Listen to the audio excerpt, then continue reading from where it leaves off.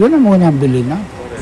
Kung may katanungan tungkol sa DHP, pwedeng tumawag sa FDA hotline 807-8275. Para sa unang balita, Julio Segovia reporting.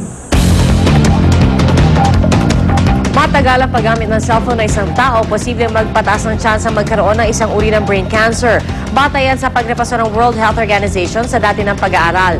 Pero kailangan pa rin daw ng karagdagang research study para matiyak ang direktang epekto ng paggamit ng cellphone sa ating kalusugan. Narito ang report ni Dano Tingkungko. Ingat kayo palagi dyan, ha? Ang pagtetelebabad sa telepono, posible raw magdulot na isang uri ng cancer sa utak, ayon sa World Health Organization o WHO. Yan ay matapos nilang repasuhin ang lahat ng scientific evidence mula sa 14 na bansa. At sa kanilang panibagong analysis, lumabas na may kaugnayan daw ang cellphone calls sa paglaki ng tsansa magkaroon ng glioma, isang uri ng brain cancer.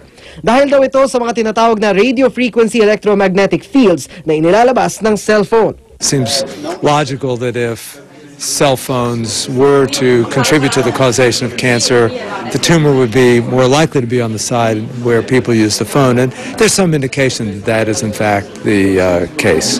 Pero paglilinaw ng grupo, kailangan pa raw ng mas masinsinang pag-aaral para ganap na matukoy ang kaugnayan ng cellphone use at cancer. Nauna nang sinabi ng ilang cellphone manufacturers na walang malinaw na ebidensya para patunayan ito base sa mga dati ng pag-aaral. Pero wala pa silang reaksyon sa bagong pagsusuri ng WHO. Habang patuloy ang pag-aaral kaugnay nito, may magagawa naman daw ang publiko nang hindi tumitigil sa pagse-cellphone. There are approaches you can take to use texting or to use hands-free systems to reduce or limit your exposure whilst we're in this period of uncertainty.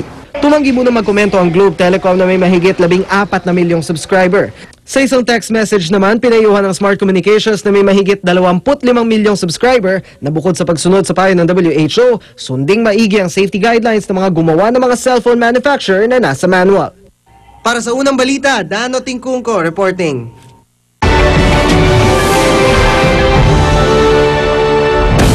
Kung dito sa Pilipinas, may isang maswerte nanalo ng Grand Lotto Jackpot, mahigit 14 na milyon yuan o katumbas ng halos 100 milyong piso naman ang napanalunan ng iisang tao sa lottery sa China. Pero sa takot niya malaman ang kanyang pagkakakilanlan, nagsuot siya ng maskara ni Spider-Man nang kunin niya ang kanyang premyo. Maglalaan daw siya ng bahagi ng kanyang napanalunan para makatulong sa kanilang komunidad. Sa loob daw ng 6 na taon niyang pagtaya sa lottery, gumastos na raw siya ng katumbas na mahigit 260,000 piso sa pagbili ng ticket. Dalawa opisyal ng gobyerno patay sa pagsabog sa isang rubber plantation sa Thailand. 4 naman ang sugatan sa insidente. Pagdating ng mga investigador sa lugar, 2 pang bomba na itinago sa maliliit na tangke ng gas ang sumabog. Ayon sa mga otoridad, mga militante ang suspect sa krimen.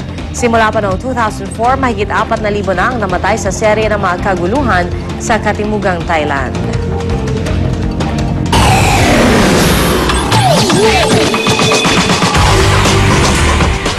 Pang-banking Manny Pacquiao iniurong ng kasong defamation laban kay Oscar De La Hoya at sa COO ng Golden Boy Promotions. At Miami Heat panalo kontra sa Dallas Mavericks sa Game 1 ng NBA Finals. Narito ang report. Ang formidable team ng Miami Heat na pinangunahan ni Dwayne Wade at LeBron James hindi kinayang tapatan ng Dallas Mavericks sa Game 1 ng NBA Finals. Wagi ang Heat na huli nagkampiyon noon pang 2006 laban din sa Mavericks. Hindi umubra ang star player ng Mavericks na si Dirk Nowitzki na nakapuntos ng team high na 27 points.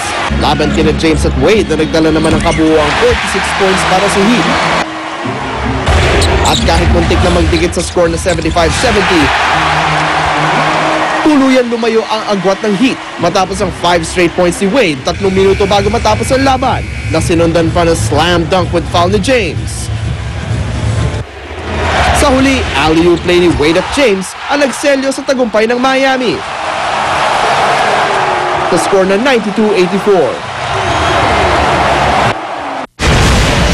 Iniulat Inurong na ni pound for pound king Manny Pacquiao ang kasong defamation laban kay Oscar De La Hoya at Richard Schaefer ng Golden Boy Promotions. Ito ay matapos humingi ng paumanhin ng kampo ni De La Hoya para sa mga alegasyon nilang gumamit ng performance-enhancing drugs o PEDs ang ating pambansang kamao.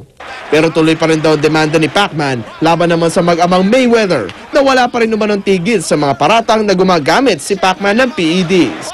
Para sa unang balita, James Velasquez reporting. Showbiz balita, narito na ang ating morning kachika si Luan D. Luan!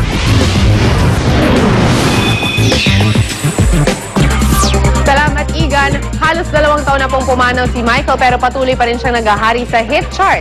Nag-number 1 sa Dance Club Play Songs chart ng Billboard ang kanta niyang Hollywood Tonight.